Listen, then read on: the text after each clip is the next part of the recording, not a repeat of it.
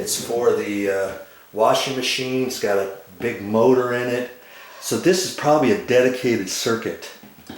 Now I'd be hard pressed to think that it runs this and it runs the GFI.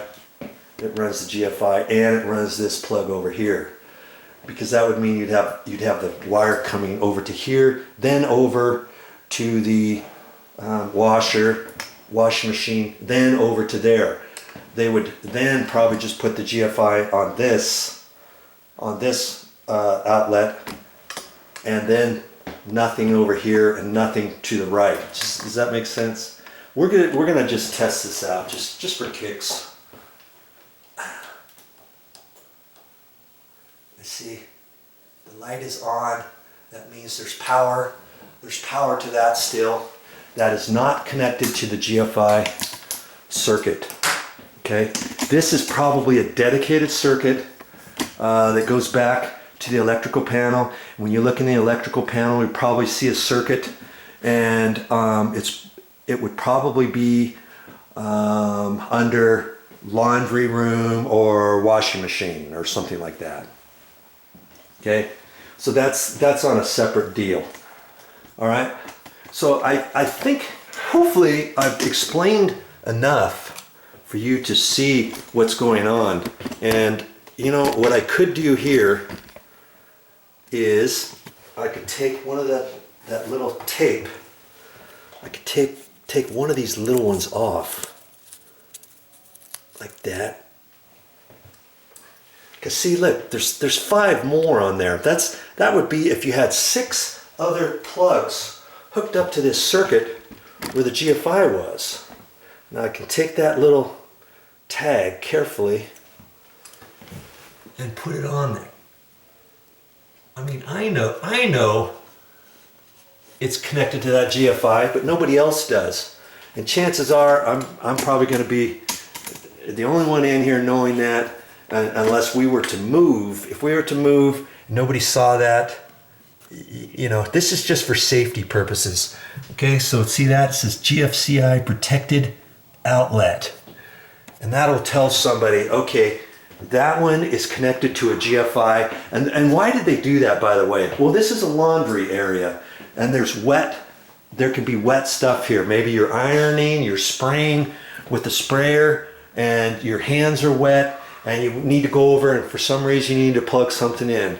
Or you're doing something over here and you're folding clothes, and some of the clothes are still wet, and you set a damp towel over here to dry or something like that, or a bathing suit or whatever, and your hand is slightly wet, and you go to plug something in or unplug something, and your GFI will catch that, and this will trip really quick, more so than an electrical breaker in the sub panel. Okay, that's why they got the GFI here.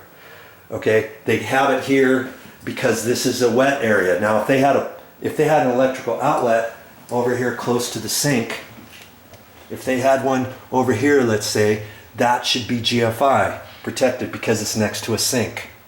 And incidentally, when you're close to a sink, all your screws, even if you have light switches, these are supposed to be nylon screws. Did you know that? Most people don't know that.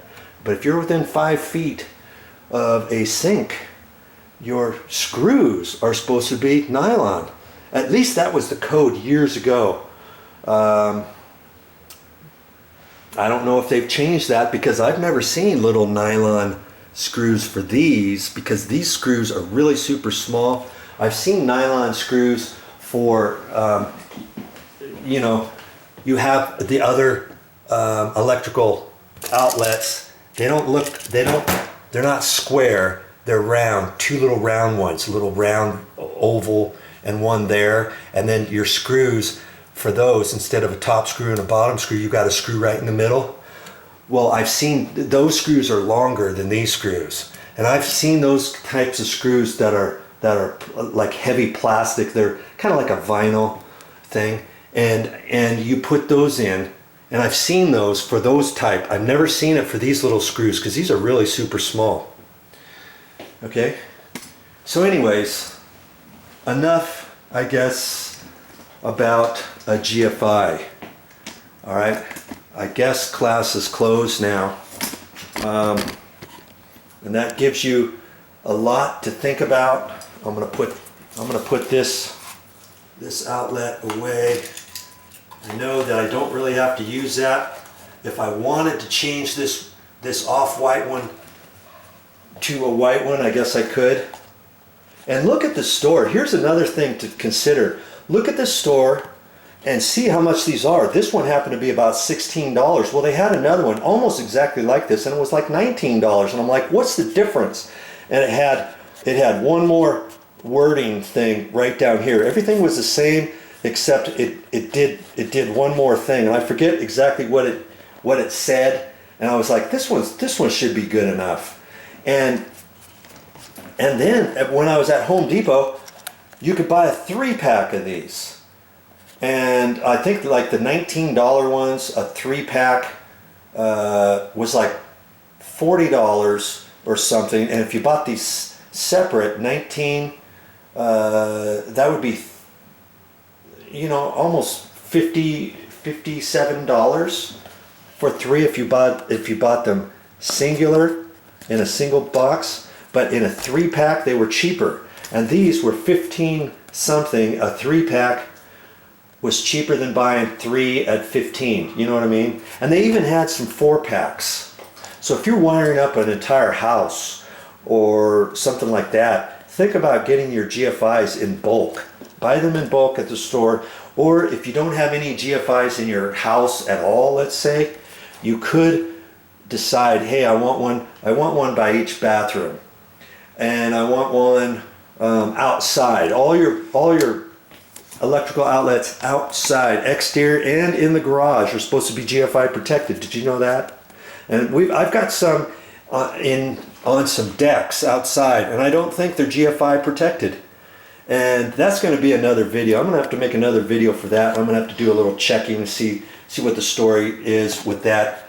When we bought the house, we had a home inspection, and I specifically said, make sure to check that. And then we got the inspection, and it didn't even call out anything. And I told the realtor, I says, hey, did the inspector, did he say anything about that? Well, if they weren't GFI protected, he would have mentioned it. That was her answer to me. It wasn't, oh yes, the guy did in fact check them.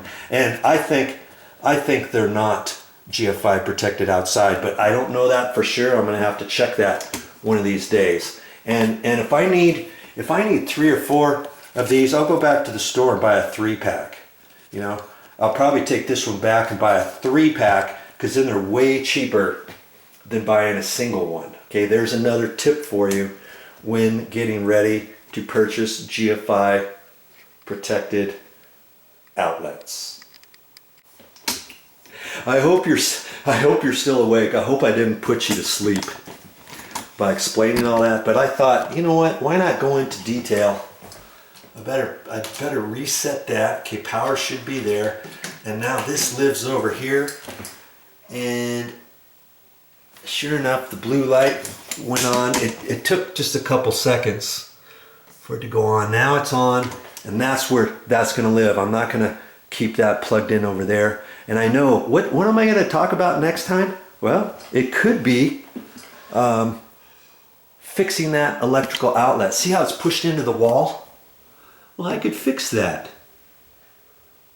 How? I'd have to shut the power off. I'd have to pull that out, rebend it. Chances are there's some the tab is bent.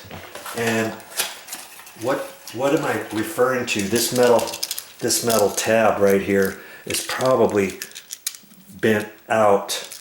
It's bent out, which means that was pushed in, which means when they installed it, they could have tightened it up too tight, and they kept tightening and tightening. And this is, it's pretty stiff, but if you tighten this up too much, this can actually bend. And so I'm thinking I can fix it. And when I get ready to do that, of course, I'll put it on my channel. So look for it. Good Lord, I'm sure glad that's taken care of, and I don't have to replace that electrical outlet, and everything is fine. Well, that's all I got for this time, but I'll be back with more videos.